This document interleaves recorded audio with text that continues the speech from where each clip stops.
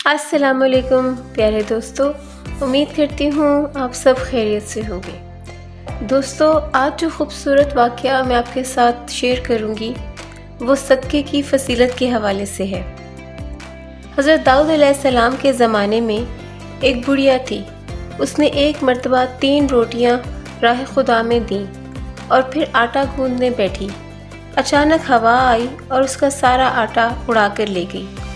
بڑھیا حضرت داؤد علیہ السلام کے پاس فریاد لے کر پہنچی اور ہوا کی شکایت کی۔ حضرت داؤد علیہ السلام نے ہوا کو بلایا اور پوچھا کہ تم نے اس کا آٹا کیوں اڑایا؟ ہوا نے عرض کیا کہ آپ ہوا کے فرشتے سے پوچھیں۔ حضرت داؤد علیہ السلام نے اسے بلایا اور اس سے پوچھا۔ اس نے عرض کیا کہ آپ اللہ تعالیٰ سے پوچھیے۔ جب حضرت داؤد علیہ السلام نے اللہ تعالیٰ سے پوچھا تو اللہ تعالیٰ نے فرمایا، اے داؤد، سمندر میں ایک کشتی پر بڑے بڑے تاجر جا رہے تھے اور ان کی کشتی میں ایک چوہے نے سوراخ کر دیا تھا اور وہ کشتی کو ڈوبنے کا خطرہ پیدا ہو گیا تھا۔ تو میں نے ہوا کو حکم دیا کہ وہ یہ آٹا اڑا کر اس کشتی میں ڈال دے تاکہ وہ لوگ اس آٹے سے سوراخ بند کر لیں۔ چنانچہ انہوں نے اسی آٹے سے سوراخ بند کیا اور باسلامتی کنارے پر پہنچ گئے۔ اے داؤد، ان کشتی کے تاجروں سے ان کے سارے مال کا تیسرا حصہ اس بڑھیا کو دلاؤ۔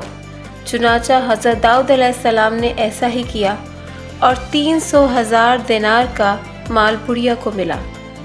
حضرت داؤد علیہ السلام نے فرمایا، یہ اس کی ان 3 روٹیوں کے صدقے کی برکت ہے۔ دوستو، صدقے کی فضیلت کے حوالے سے ایک خوبصورت اور واقعہ آپ کے ساتھ گوش گزار کرتی ہوں۔ حضرت اکرمہ رضی اللہ تعالیٰ عنہ فرماتے ہیں کہ ایک ملک کا بادشاہ بہت ظالم اور کنجوس تھا۔ اس نے اپنے ملک میں یہ اعلان کر دیا کہ کوئی بھی کسی فقیر یا مسکین پر کوئی چیز صدقہ نہ کرے، کوئی کسی غریب کی مدد نہ کرے۔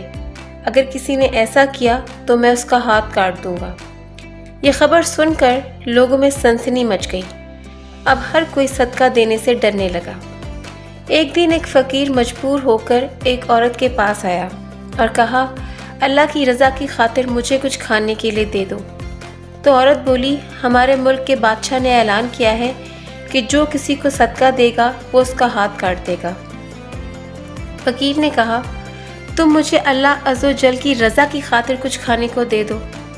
عورت کو اس فقیر پر بہت ترس آیا اور اس نے بادشاہ کی ناراضگی اور سزا کی پرواہ کیے بغیر اللہ کی رضا کے لیے اس فقیر کو 2 روٹیاں دے دیں۔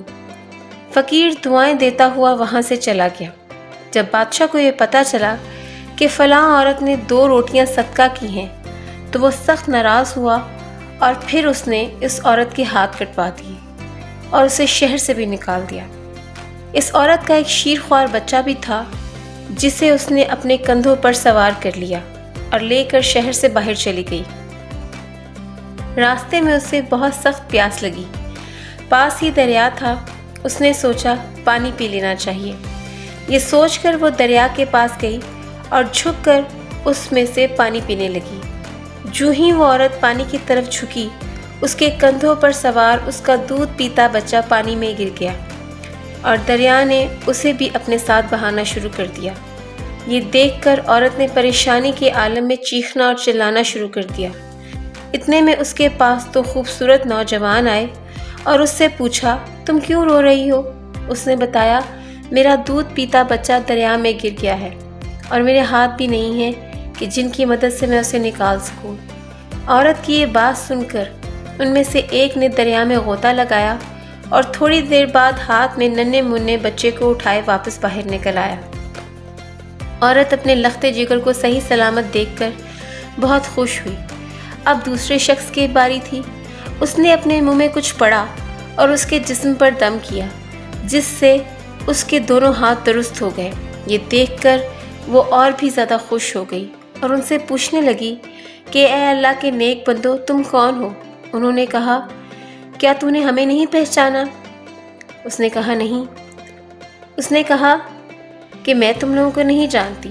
تو انہوں نے کہا کہ ہم تمہاری وہ 2 روٹیاں ہیں جو تم نے اللہ کی راہ میں صدقہ کی تھیں، جن کی وجہ سے تم اس مصیبت میں مبتلا ہوئی تھی۔ اور آج انہی کی وجہ سے ہمیں یہاں بھیجا گیا ہے کہ ہم تمہیں اس مصیبت سے نجات دلائیں۔